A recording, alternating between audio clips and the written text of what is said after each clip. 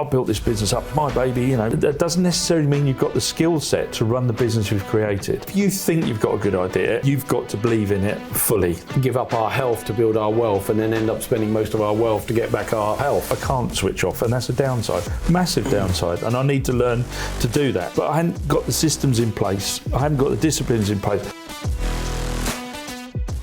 Welcome again to Success as a System. I'm Mike Green. This is my great friend Jonathan James. I've known JJ, 20 years? 20. Good to see you again. 20 years. We've shared boards together and we've travelled together, actually, spoken at conferences here, America, Australia, and different parts of Europe. But I know you're going to enjoy some of the wisdom that JJ can share. He's built a lot of varied business within the James Graven Group. But we'll get straight in, JJ. Tell me about your first forays into business. When did it all start? Morning.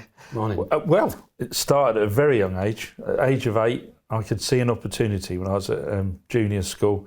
Myself and my friend Wayne Timmons, we could see as the children were making a transition from pencil to ink pen, some of the children couldn't afford the ink pens. So I saw an opportunity, bought some ink pens, rented them out at 10 pence a week, got a good deal as long as they bought the cartridges through me as well for the ink. And bought up, Wayne was the money man, so he was credit control, 10p a week, obviously added up, so lots of 10p's. And we just kept ploughing it back in. I think at one point we had something like 100 ink pens all out on the. So how did you work your pricing out back then? You know, what kind of margin were you on?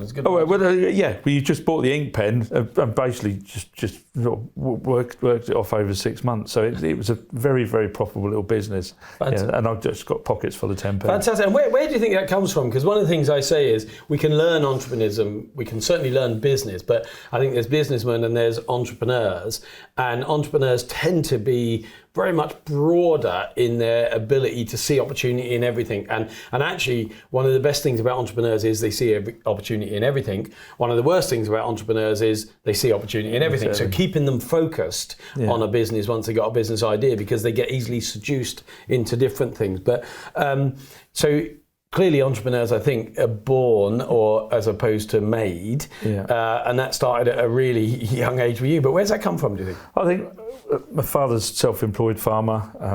My grandfather Josh, he was a horse dealer and farmer, so he was very flamboyant and it was ducking and diving all the time. And I think it all just came from the early age. And where next then? After the pens, what any other business? I suppose I was always interested in business, but then what happened is my parents wanted me to have a steady job, and I ended up working for a high street bank. And at that point, I was getting extremely frustrated by the fact that the wages were pretty poor. Again, I could see an opportunity. I remember this story. I got massive footfall coming into the bank, so I thought there's an opportunity there. So I started taking in fruit and veg from the farm. And selling it over the counter. Built up quite a lucrative business. In fact, one of the managers once pulled me aside and said, this morning we had more people in the bank and all for your fruit and veg than we did for the banking services. And that came to a grinding halt when one of the bank inspectors came in on a Monday, went straight to the vault, if you like, and that was the best place to keep lettuce, cucumber, tomatoes. It was the coolest place in the bank. And he didn't turn the light on and went straight over 2 trays of iceberg. So we didn't get a very good report. So did you lose your job at that point? I was asked to leave. Okay. So I didn't lose my job, but I was asked to leave. But the good thing is, my father, we got a farm. We were looking to diversify because the farming was pretty tough. So I said to the people who would support me at the bank, where the farm was not that far away, just gave out little flyers and said, you didn't want to still keep in touch. While you're working your notice. Exactly. So I moved some of the bank customers to the farm shop on the farm. So it worked very, very well. And so, obviously you and I met through retail, and we'll get into that a bit more, and both shared a big passion for that. But was that your first step into retail, and how did it evolve from there? Yeah, the farm shop was. The farm shop definitely was. It was something that we needed to do because the farm itself wasn't generating enough income. So myself and my father looked at, so we started growing the stuff and thinking, oh, what, now we're growing it, where do we sell it? And the farm shop was a natural sort of progression from that, really. We had an old redundant shed, put some concrete down, made some frames up and started selling fruit and veg. So, I mean, one of the American themes that I used to be aware of a lot in my early career was, what's your est? Are you the cheapest, the fastest, the best quality, the best range, or biggest, and so on? What's your est? And one of the things I'm conscious of is all the different businesses I've seen you do, you strive to be the best, or to like push the frontiers of norms, if you like. And we first met when I came across to your store at near Ely, and it was an industry icon at the time, because you had put in different type of voice activated conversation between the staff, and it was a petrol station, but suddenly it was like a Marks and Spencer Simply Food or something. But where does the drive to not just trade, but to trade at that high level come from? Or where did you learn that? That point of difference, you could see you needed a point of difference. I suppose even going back to the bank, I could see that we could offer a point of difference to others. There was always and I think that's so important. There's so many options for people to choose from. So what makes you the best for those to want to come to you? Now, as we talk a bit later on, you'll see I do a lot within the community work. What makes people come to me? Well, perhaps I'm doing the community. It was always what makes people want to turn right to come to my stores instead of the left. And if you could be ahead of the game, one of my favourite sayings I often say to people is an old Eskimo saying, if you're not the lead dog, the view never changes.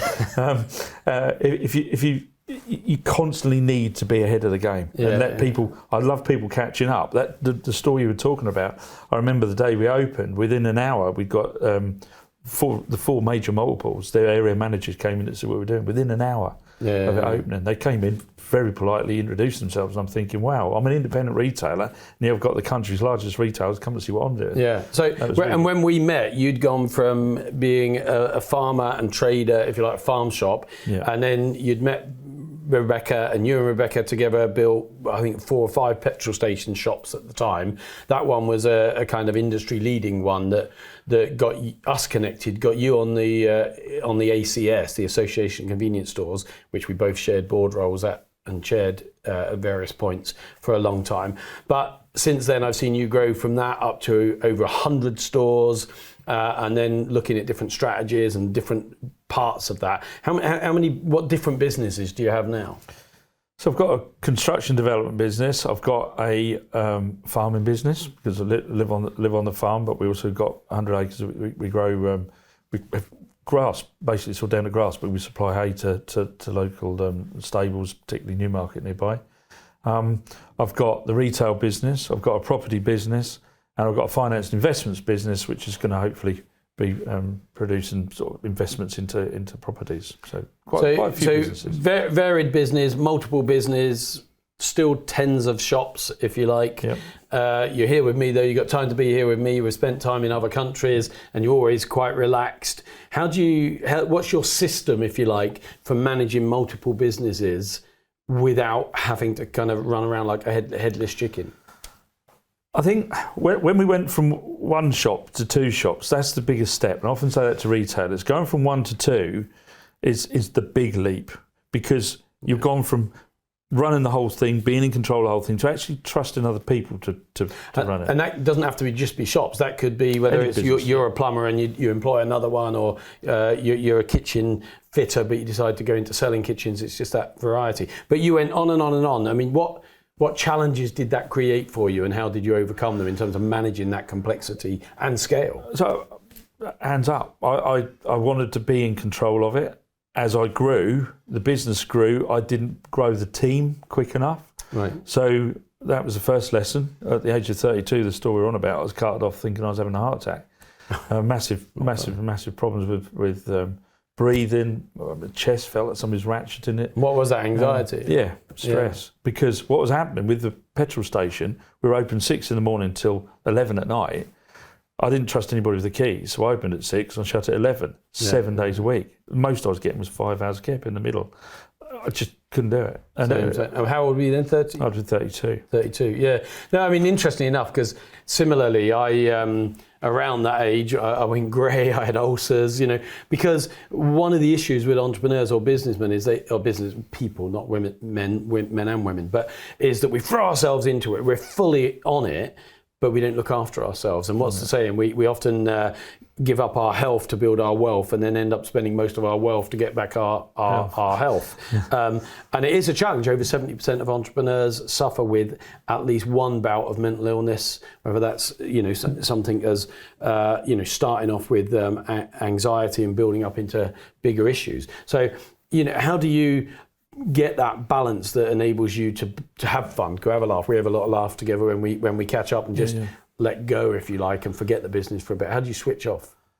I'll probably answer that as I don't. I tend to divert my attention, but I'm constantly thinking, even when I go about, I can't switch off, and that's a downside, massive downside. And I need to learn to do that, because otherwise you're constantly thinking about what you'll be having somebody be telling you about what's happened in their family life, and I'm sort of screen freeze, because my mind's lost. I'm listening to them, but my mind's gone off somewhere else. So that's difficult. So what I tend to do now is I would like to go away if I can, because that physically removes me from it. I'm incredibly lucky. I've got a great team. So that was one of the key things I did when I realised I couldn't do it too much because the health was going to suffer. Right, build up a good team around you. And was it hard to let go that trust? Because I'm into a lot of businesses, and one of the things I see is they still say, "Oh, I have to go in every day and check." I say, "Well, do you have to go in every day, or do you like to go in every day and check?" Because they're two different things. So that transition to say,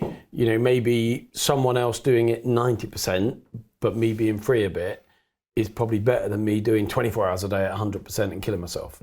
I mean, how do you find that stepping away? I also think a trait, I do hate the term entrepreneur, but ultimately that's what I am.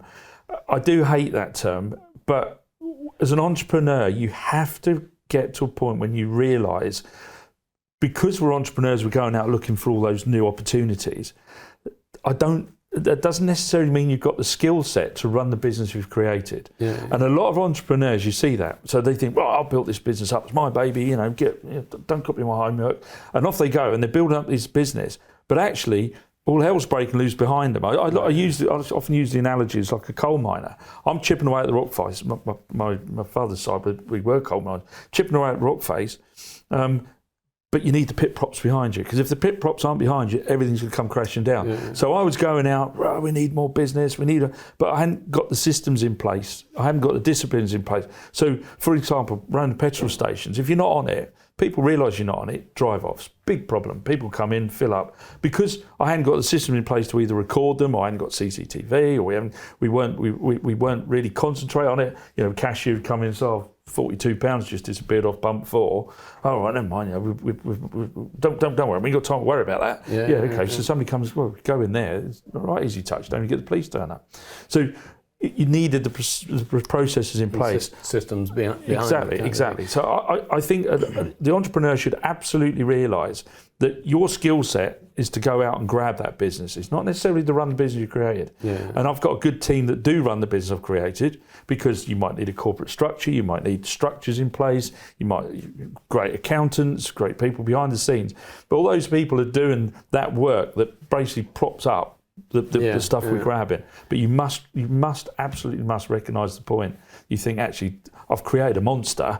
I now need the team behind me to prop it up. And one of the things you said there that also came across was you talked about skill set. And one of the things I'm often asked a lot is skill set or mindset. What's the most important?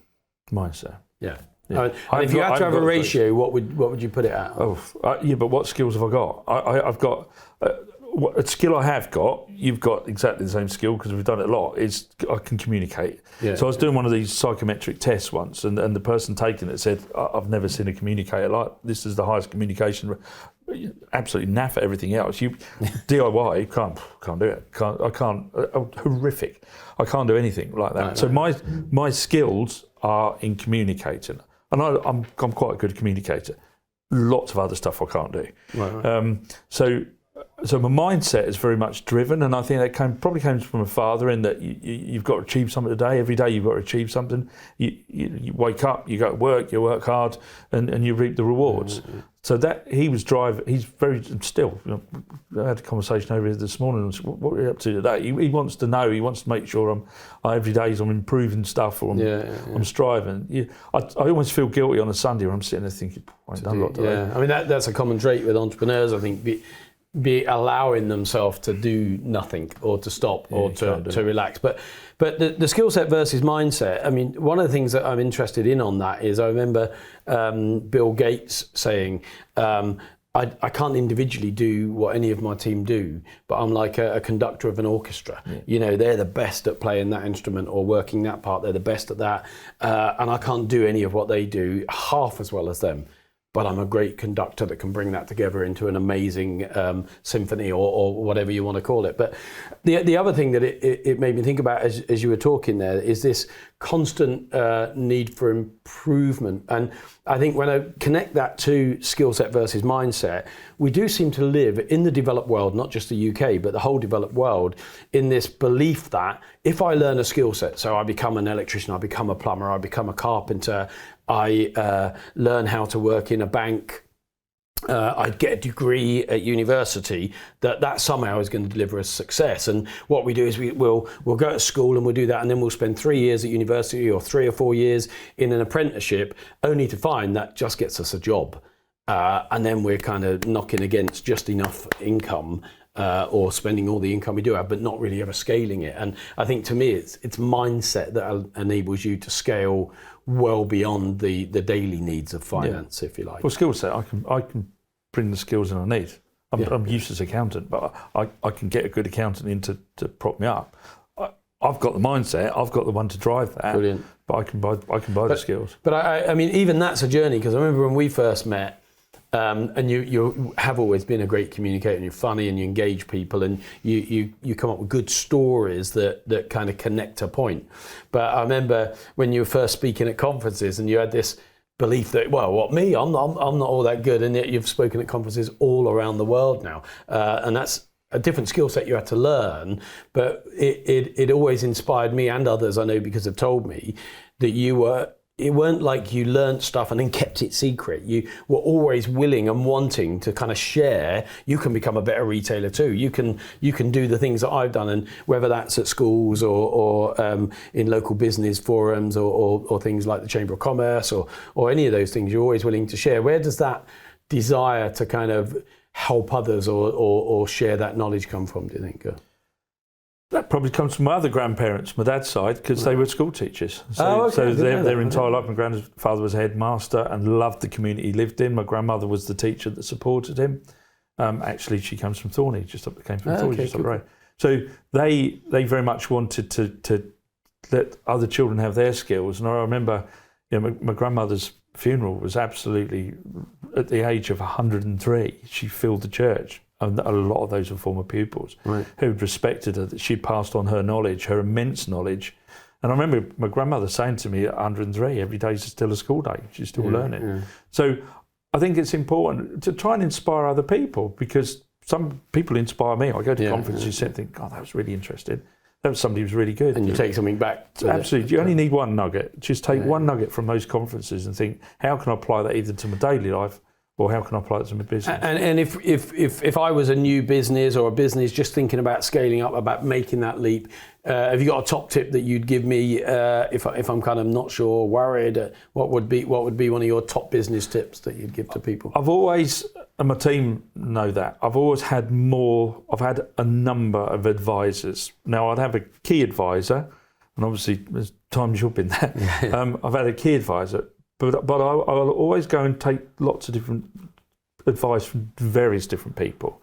So you always cherry pick. I'd always say, right, okay, what do you think? What do you think? And I'd always go with what I thought was the best one. So I'll always do that. I have a key advisor. The other thing, again, another thing you told me, and at the start, is never ever to hold back on getting the best accountant and the best solicitor. So if you set up the system, so you've got a good foundation, you set up that system so that you're building on a really strong foundation, that really helps, because the amount of people who'll do something and get like a poor solicitor or a poor accountant. The advice is bad. So mentors, advisors. Yeah. I mean, it's so obvious, I think, to people who've built success in business, and yet I see lots of people starting out and they still want to get a cheap accountant or a cheap lawyer. Crazy. And to me, I say, don't go for cheap, go for value, because value can mean you're paying a lot of money, but if you're getting a lot of gain, it's still great value, and it will cost you more in the long term if you don't do that. One of the other things is, obviously, you've built big business, you've had a lot of success along the way. Do you just keep building and building? I know you're always building the business, or do you take some off the table? Do you lock some in? Do you treat yourself, the family? What do you do to reward yourself along the way? That's a really good one. I try and get a decent holiday if we can, somewhere nice where I can try and chill out. I think mobile phones will always mean we can't fully switch off, but I'll chill out. My son's passions very much he's a real petrol head, so he said to get a couple of Aston Martins, some really lovely ones I've got to say, and very unique ones, which wonderfully, despite being a luxury item, have actually created value because they're so rare they've gone up. I mean, just on that, I know a lot of people are aspiring and setting goals that when they hit a certain level, they'll do this. And just to put that in perspective, most people say, I'd like to have an Aston Martin one day. Not how many? Two? I've got a couple. Yeah, a couple. And they're not just ordinary Aston Martins. No. You've got a Spitfire Aston Martin and a Red Arrows Aston Martin, which are both limited edition and that. One of only 8, one of only 10. So again, that was... But they're still good investments as well. They're still good investments. And they're very good investments and good fun. Yeah, I tell myself it's all investment. No. So that's interesting. The other thing I wanted to talk to you about was if you started over again, it all went wrong, and we've all had those kind of rocky roads where there's been challenges. If one of them had got to the point where it completely wiped out all of your wealth, and I know it probably wouldn't because of the way you've structured it, but what would you do differently if you had to do it differently? Oh, that's a really good question. I don't know if I do any. I often look back. So my biggest critic's me, probably seconded by my wife. She's quite good at criticising. But my biggest critic is me, and I often beat myself up. I often think, what would I do differently? For that very reason. What if something came along and wiped it all out? And we've all had some near goes, and I've had some near goes where perhaps one instance I'm thinking immediately is where I had some poor advice from a solicitor, and that poor advice, if I'd gone for the better solicitor, that was the poor advice that caused me a lot of problems, a massive amount of problems. So what would I do? I probably wouldn't do anything differently. I'd probably listen a lot more to people. One of the checks and balances I have is, as I do tend to use pretty much always, a high street bank, who by their own sort of processes are quite risk averse, because that's a good counter to your... because we like racehorse, and blinkered, and you're going for it, but every now and again somebody will pull you back on the reins, and the banks are good at that. And if a bank won't invest in an idea I've got, then I sort of start to think, well, okay, why? You have a bit more detailed look at it. Let's have another look at it, because if they're telling me no, there's a reason. And you mentioned Rebecca there, and that my wife once said to me, every man who thinks he's in charge has got a very clever wife, kind of thing. And I know Rebecca's been a real strength behind the James Graven business and behind you. If I was to speak to Rebecca and say, what's JJ's biggest strengths and his biggest weaknesses, what would be the answer to that? Because we all have both. I think she'd agree that I'm a good talker, but I think she'd also think that's probably my biggest weakness. I'm a good talker. Because I think Rebecca thinks I sort of talk for a living. Well, you sort of do sometimes. You get paid for it. If we're going to get it, it's one said behind every good man is a very surprised mother-in-law. That's another saying. So a new business getting started. We got a young guy or girl, and they may be 22, loads of ideas, and they want to get that business going. What would be your piece of advice to a new business starting out, got this kind of seed of an idea? How do they get it going? How do they get it off the ground? What sort of advice? Gut feel is a good thing, and that's got me through a lot. So gut feel. If you think you've got a good idea, you've got to believe in it fully, because you need to persuade other people to believe in your really good idea. So if I was going through that again, trust your gut. Trust your gut feel. go for advice, because that gut feel for that one idea might spur another. There might be other ideas that come off it. Get advice, take soundings from people, and that doesn't matter who it is. My 103-year-old grandmother in the early days, she was, I'd ask her, what do you think? Because she got huge amounts of life experience. I'd ask my parents, ask my grandparents, ask good mates, and just take soundings from others. But what do you think? Do you think this is a good thing, or is this good or bad? And then often people would sort of say, well, it's a good idea, but do something. So you can tweak it early on before you've actually gone further down the road. Sort of road test it a bit. This is a good idea. Do you think this would work? Is it commercial? Is it go to a bank? Is the bank going to support it? I mean, that talking, that listening, it's this kind of process by which I guess you kind of consolidate your own beliefs, your own thoughts, or you challenge them, but you get to a more considered position through that conversation. Yeah, before you chucking money at it. And I have seen you and I both spent a long time on the board of the ACS. We both chaired that organisation. Retail's in our blood, still yours, not so much mine these days. But I still see the vast majority of small retailers still only have one store. Yeah. What is it that you have that maybe they don't have that makes that leap possible? Because they're great retailers. I mean, you and I have been together around some of the stores, and they're absolutely top class in the industry. They might be leading, but they never quite have that courage. Is it courage? What is it that you think is different? I think a lot of them it's a lifestyle business. So some of them might only have one shop, but then when you start digging, they've got a huge property business, or they've got other stuff behind them. So the shop provides them with the lifestyle. I think also a lot of retailers, particularly first generation retailers, would probably think, well, do my children really want to go into this? If I look at my own children, growing up, I remember Emily, my daughter, when they said draw a picture of your family, and there's Emily drew a picture of mum holding a horse and a baby brother in a pram, and there's dad on the phone, which weren't great.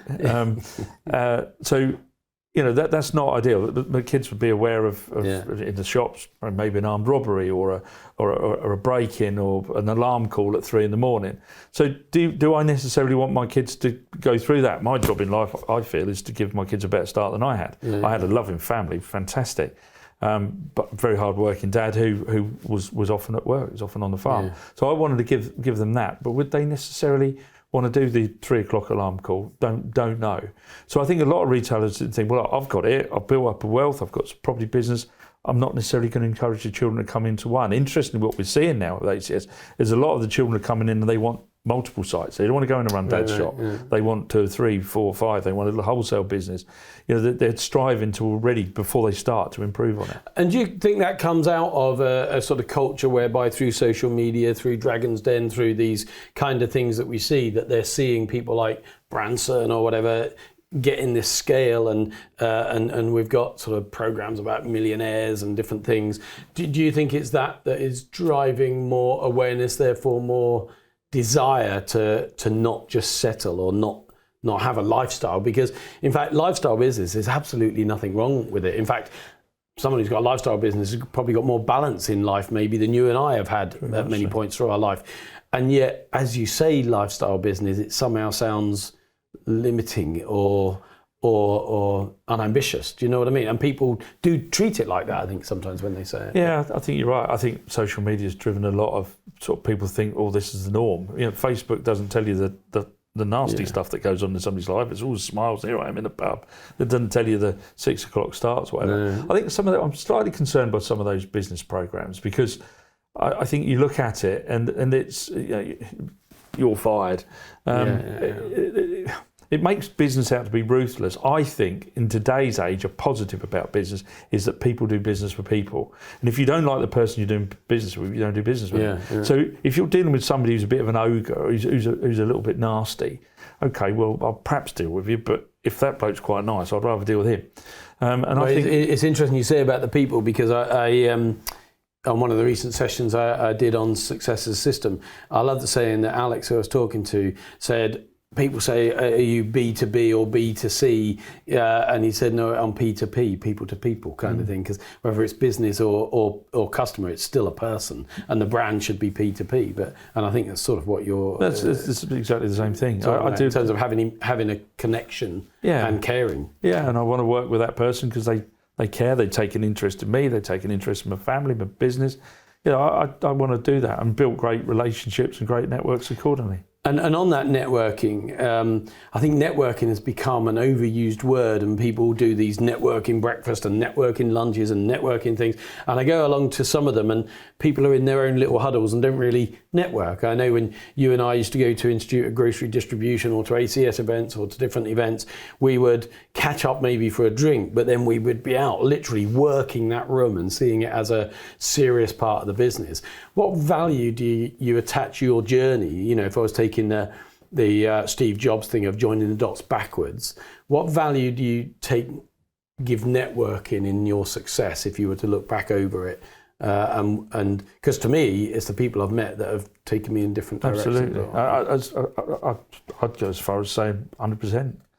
Because it's that network that's done it. I remember my grandfather saying to me once, you learn more in a pub than you will in an office. And that was really, really good advice, because you will. You know, you get people, sometimes somebody's had a couple of drinks, they'd perhaps tell you stuff they wouldn't tell you if they hadn't had a couple of drinks. And you learn something from that.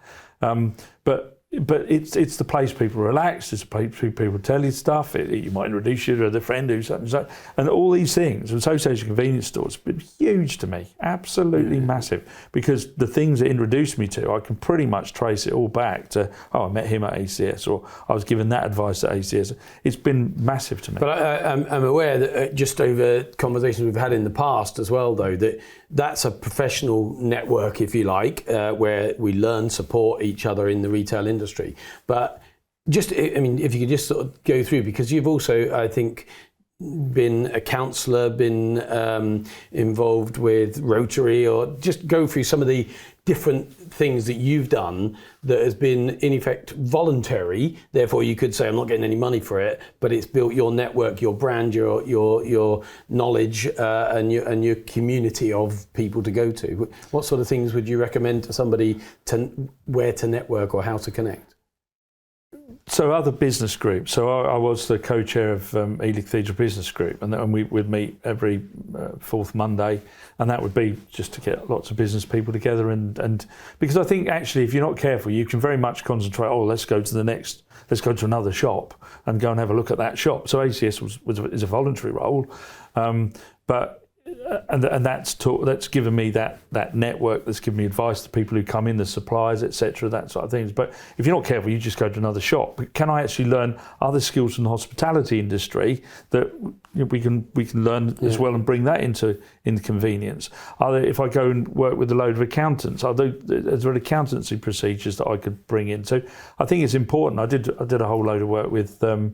Through a mutual friend of ours, did a whole load of work with the travel industry, because the travel industry had got all sorts of problems with the internet, no different to what we had, online grocery shopping. So how do I, as a convenience operator, compete with that? People being delivered it. And the tourist people had exactly the same problem. People going into travel agents, taking the book, speaking to the expert travel agent, and going home and booking it cheaper on the internet. So when we went in and I remember talking to a massive conference, about 1,000 people over in Tenerife, and talking to them about impulse purchases, and they're looking at me. Okay, to us that means a Mars bar and a bottle of Coke. But what was an impulse purchase to a travel agent? Well, that might be, I've gone in there, but there's a weekend break being advertised. Or an upgrade. Or an upgrade. How could that be done? So that I did work. A lot of that was voluntary that I did with those guys. I was a school governor. I did that purposely because I wanted to pay back the school that taught me so much. A spin-off from that was it also taught me about governance and procedures and disciplines. You're right, I was a parish councillor up a wonderful village called Dersingham in Norfolk, where I had the big supermarket in that village.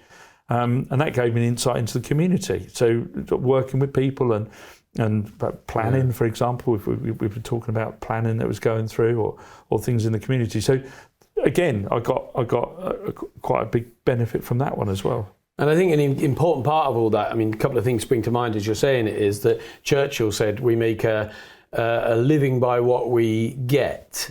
No, we make a living by what we do, i.e. the job, but we make a life by what we give.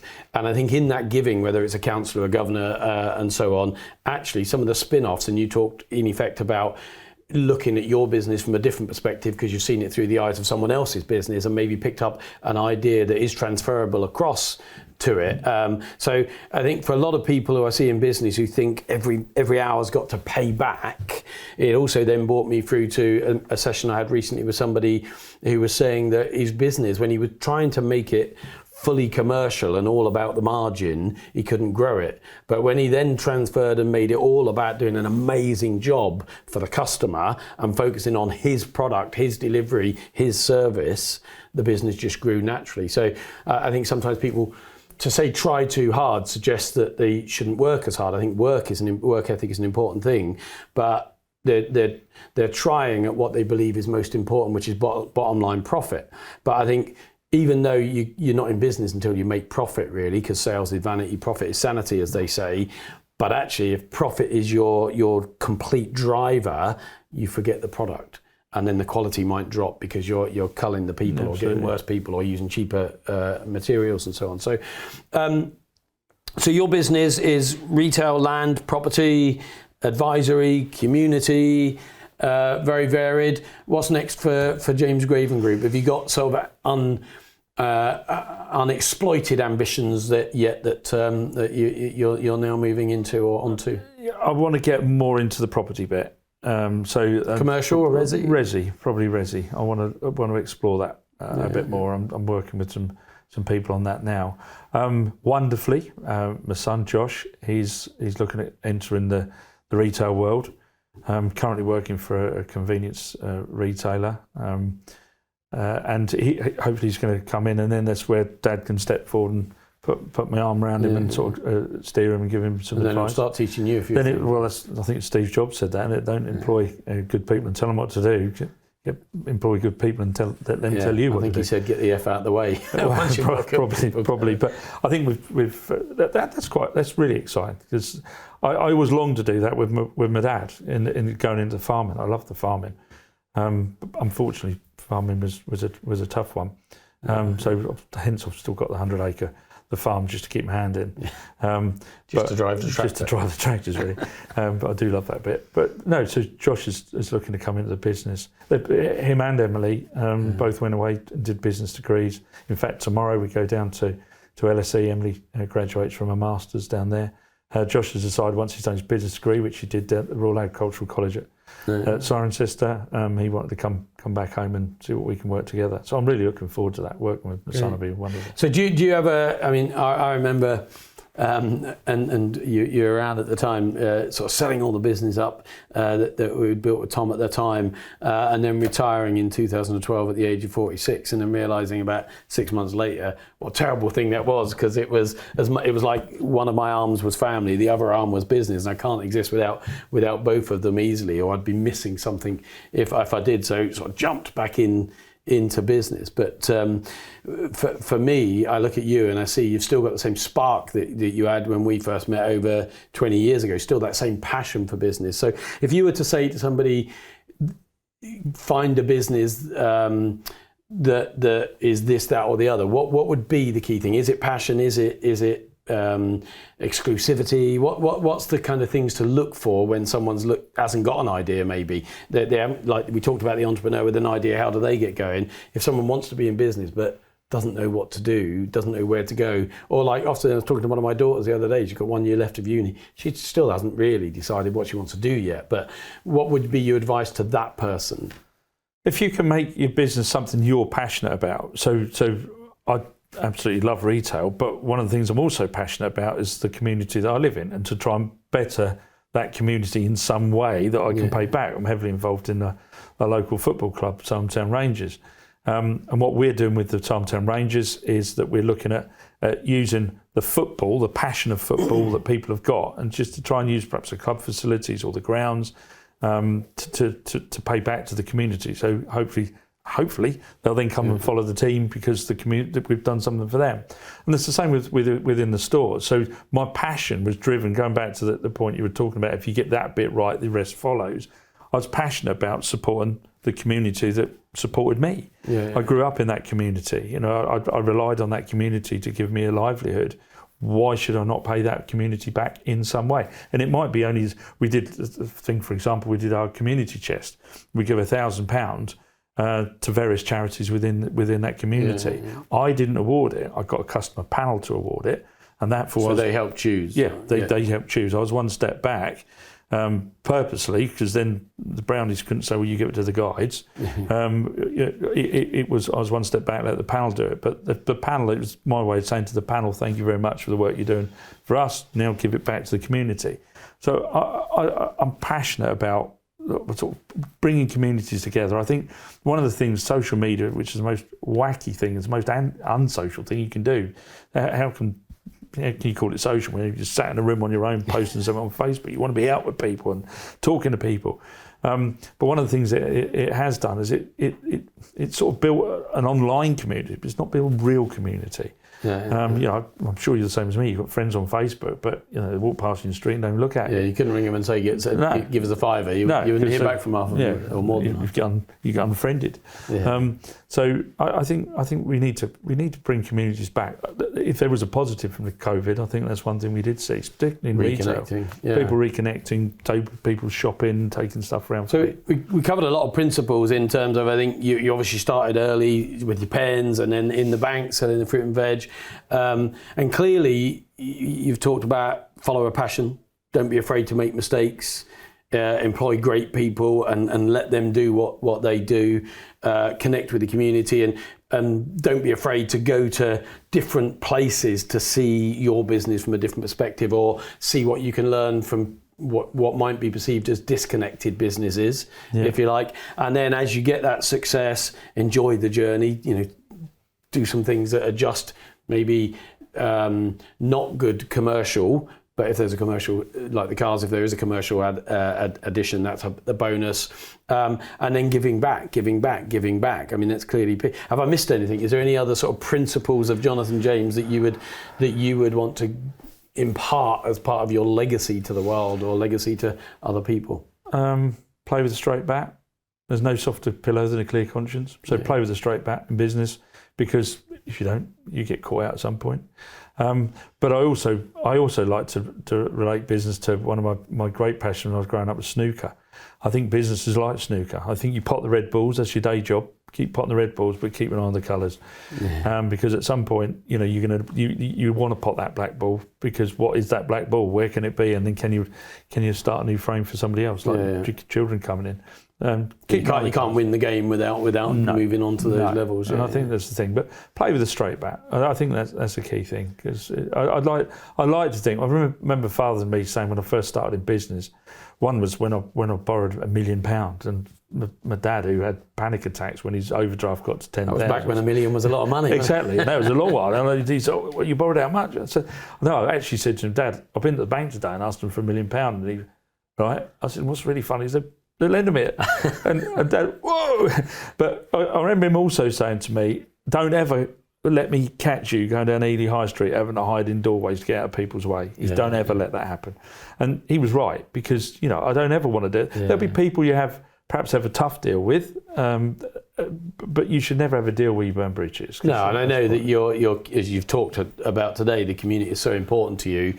You have to move because you've screwed people, or that's utterly pointless. And it does. Well, I like that. Play the straight back, no softer pillow than a clear conscience. So appreciate your time as always, mate. It's a pleasure. Mate. Good to see you.